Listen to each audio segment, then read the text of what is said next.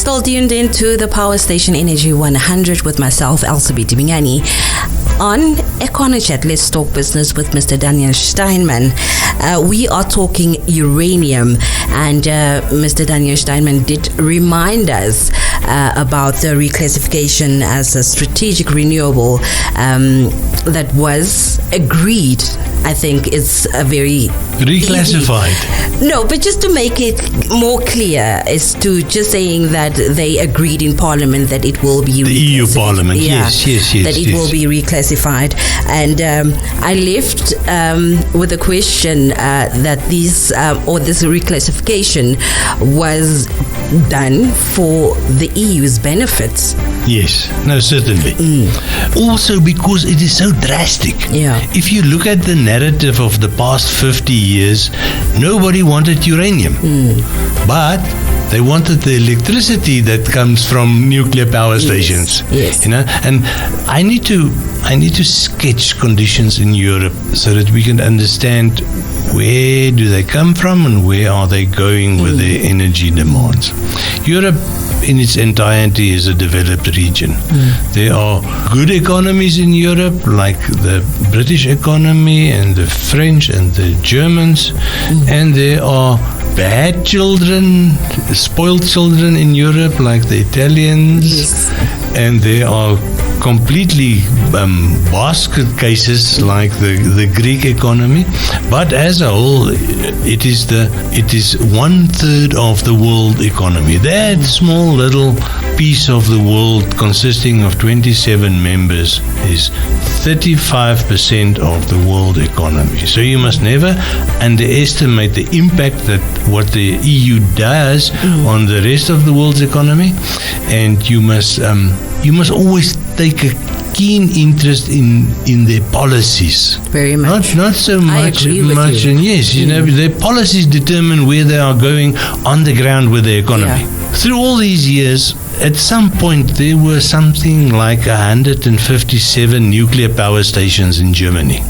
And then for political reasons, and the Das Linke and Das Grüne, these are political splinter groups in Germany, but the input in local politics grew and grew and grew and grew and became more important. Yeah. So eventually they had a big political say, and for that reason, Germany started a program about 15 years ago of shutting down every year a number of designated power stations, usually about 3 or 4 of them, sometimes 5, and not much more, because it's very expensive to shut down a nuclear power station.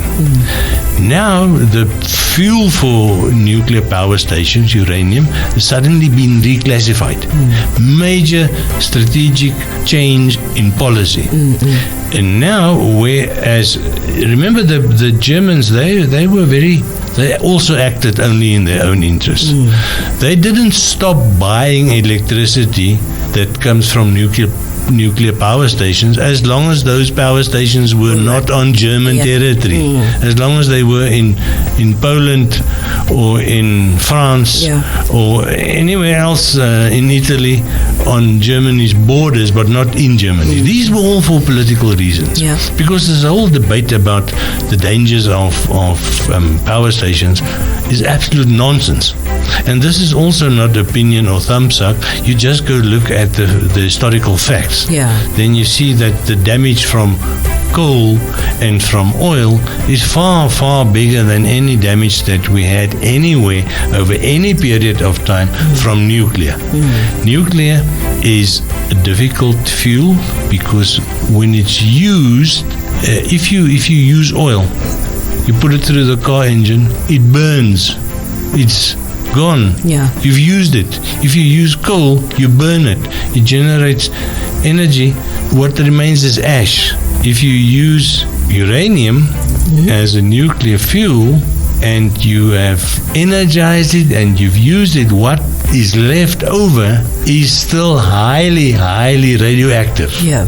So this is the problem with uranium. What do you do with the waste product? And this was always the political debate against uranium. What do we do with the waste product? In the last 50 years, technology has developed, and we have found ways to recycle uranium or to re-energize it or use it in all different ways, or also how to bunker it so that it is not a danger or a big risk to the surrounding environment. So these problems have been solved or are in various stages of being solved. And now you get to the point where 1/3 of the world economy is suddenly going to need more uranium. They want to be less dependent on gas from Russia, and they want to be less dependent on electricity from other sources, and they don't want to go for coal, they don't want to go for oil. So this led to the reclassification of uranium as a renewable fuel. And this is where I say we are already, everything in Namibia is ready. We are geared to just start producing more.